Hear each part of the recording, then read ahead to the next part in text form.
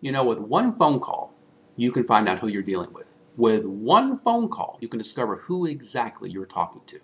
And that's exactly what happened to me after I made my one phone call to the National Center for Family Literacy located in Louisville, Kentucky.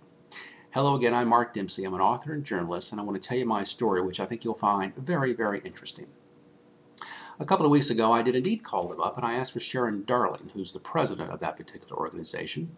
And I was told at the time that Sharon was in a very high-level meeting, and that her assistant was also in the same high-level meeting, and that they could not be reached. Well, the receptionist told me at the time, she said, quote, "I'll find someone to call you back. I'll find someone to call you back." Did anyone ever do that? It's been over 2 weeks. Nope, not a soul. Not a soul called me back. Is that professional? Is that honest? Is that trustworthy? Does that reflect well on them? I don't think the answer is yes to any of those questions, because when someone represents they're going to find someone to call you back and they don't, what does that say about them? Especially when a journalist and author is knocking at their door. Well, typically when a reporter knocks at your door and you don't call them back, that means you don't want to talk to them, or it means you have something to hide. So I thought I would do some investigative work myself and find out what I could about this organization, and I want to tell you exactly what I found out. First, this is how they describe themselves online. Since 1989, we have helped more than 1 million families make education and economic progress by pioneering and continually improving family literacy programs.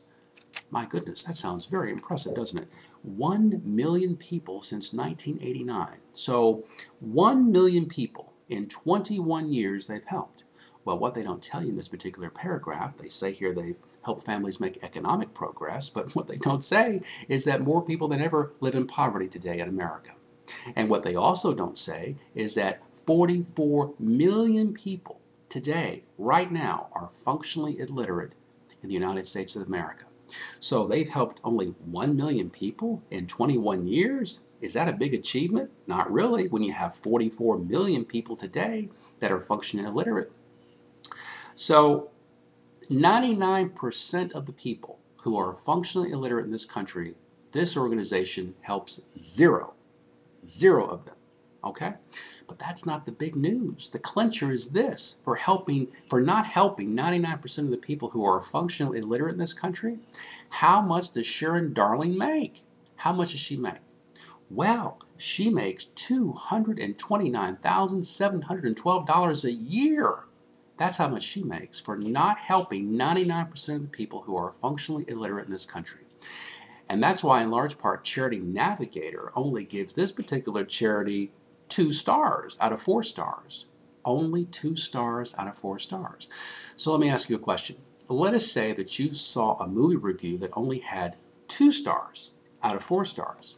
Would you go see it? Would you think it was a good movie? Probably not. Isn't that what you would think?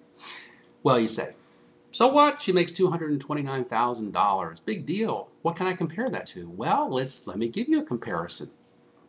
There's another charity called First Book, which is located in Washington, D.C., and they help kids to read by giving them free books. And it's run by Kyle Zimmer.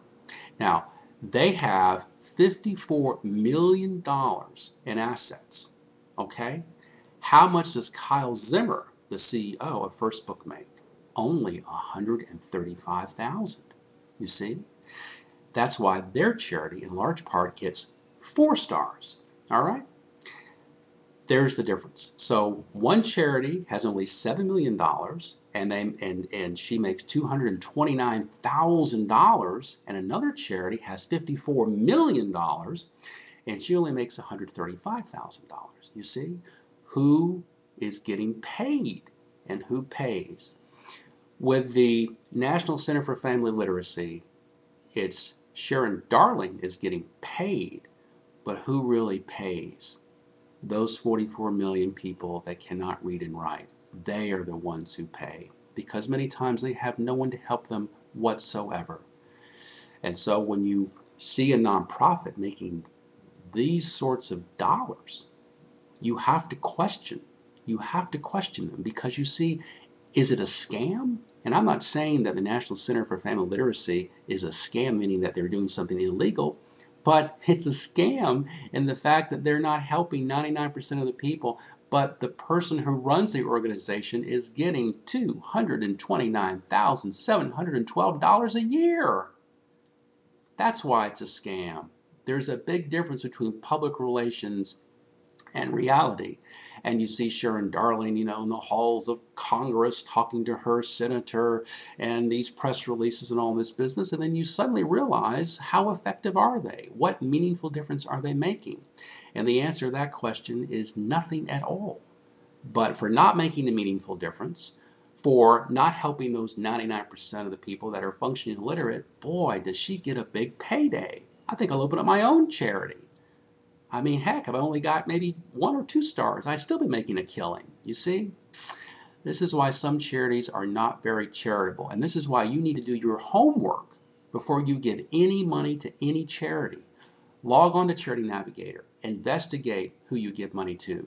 Look at how much they spend in program expenses and salaries for the people that they pay. And then make your determination. And then you'll suddenly realize that there are people that want to help others. And then there are people who want to help themselves in the name of charity. You decide. Thanks so much for listening. My name is Mark Dempsey. I'm an author and journalist, and you can contact me directly at markd112@yahoo.com. That's markd112@yahoo.com. And thanks so much for listening.